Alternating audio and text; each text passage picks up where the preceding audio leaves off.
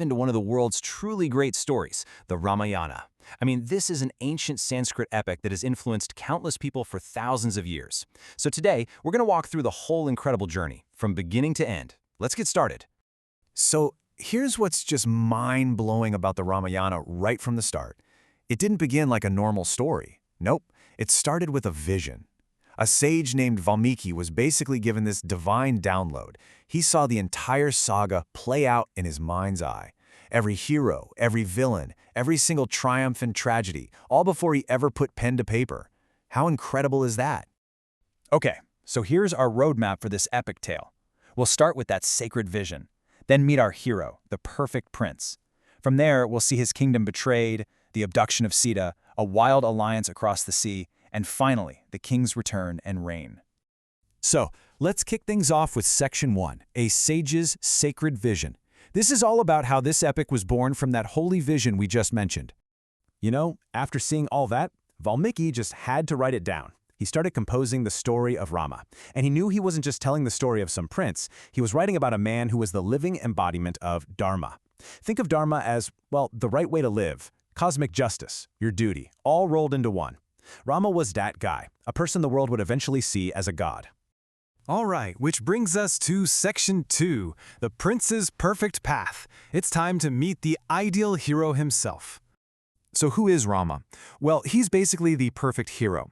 The text just lists all these incredible virtues. He's kind, compassionate, always truthful, totally righteous, and on top of all that, he had this stunning physical beauty that was said to come from his inner goodness. He's the whole package. And his early life, it was just full of heroic deeds. The most legendary one, though, was when he won the hand of his love, Sita. There was this massive, divine bow that no one, no one, could even string. Rama walks up, picks it up, and not only strings it, he breaks it in half. Just like that.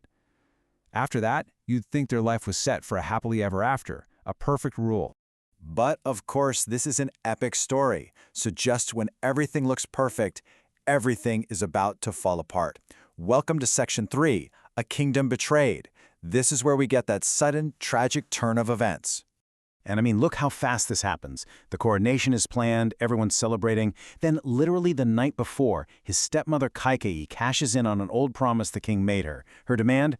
Banish Rama to the forest for 14 years and make her son king instead. And Rama, being the embodiment of duty, just accepts it. He agrees to go. The shock and grief of it all literally kills his father, the king. He dies of a broken heart. Just devastating. And this is such a powerful moment about loyalty. You'd think his brother Bharata, who gets the throne because of this, would be happy, right? No way! He's absolutely horrified by what his mother did. He completely refuses to be crowned king. Instead, he takes Rama's sandals, places them on the throne, and says he'll only rule as a regent in Rama's name until he returns. What a statement, right? The throne is empty, waiting for its true king. And that brings us to Section 4, the abduction of Sita. Rama isn't alone in his exile. His devoted wife Sita and his loyal brother Lakshmana go with him. And it's out there, in the wilderness, that the real conflict of the story catches fire. So they're living deep in this forest, but they're not just, camping and waiting for the 14 years to be up. They're still living out their purpose. They meet wise sages, and they fight off demons to protect the innocent. It really shows you that for Rama, being righteous wasn't about being a king. It was just who he was. But then, one encounter changes the entire course of their lives. A demoness named Surpanakha shows up. She tries to get with the brothers, and when they refuse, she gets violent and tries to attack Sita. In the scuffle, Lakshmana ends up disfiguring her. It was an act of defense, but oh man, the consequences were going to be catastrophic. Why? Because, as it turns out, her brother is Ravana, the ridiculously powerful 10-headed demon king of Lanka. When he hears what happened to his sister, he is absolutely furious and swears he will get revenge on Rama. And Ravana's plan is pure trickery. He gets one of his demons to transform into this beautiful, magical golden deer. Sita sees it and wants it, so Rama goes after it, and Lakshmana follows. It's a trap. While they're gone, Ravana swoops in, grabs Sita, and flies her all the way back to his kingdom of Lanka. And there it is. The central crisis of the entire epic has just kicked off. So now we're in Section 5, an alliance across the sea. Rama is absolutely broken, but he immediately begins the quest for Sita. This search is really what the Ramayana is all about. Okay, but he knows he can't do this alone. How do you even get to an island fortress run by a demon king? First, he makes a pact with Sugriva, the king of the Vanaras, a race of powerful monkey-like beings. Rama helps him defeat his rival, and in return, he gets an army. And part of that army is the greatest hero of them all, the mighty Hanuman. This guy literally takes a single, giant leap across the entire ocean to get to Lanka and start looking for Sita. Just incredible.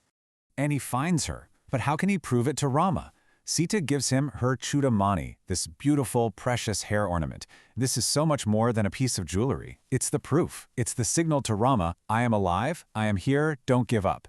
It's the one thing that tells them this impossible mission might actually work. Okay, so with that proof in hand and a massive army at his back, we're heading into the final act, Section 6, A King's Return and Reign.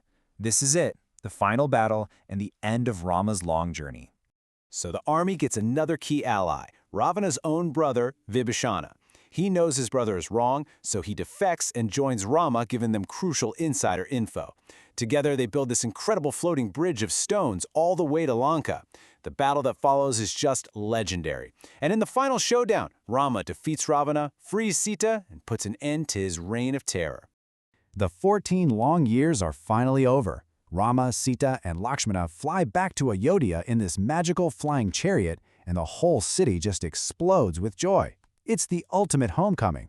Rama is finally crowned king, and he ushers in this golden age of perfect justice, peace, and happiness called Rama Raja. The perfect ending, right? Well, it seems like the perfect ending. But the story isn't quite done. It leaves us with a really tough, thought-provoking question. What is the price of a perfect rule?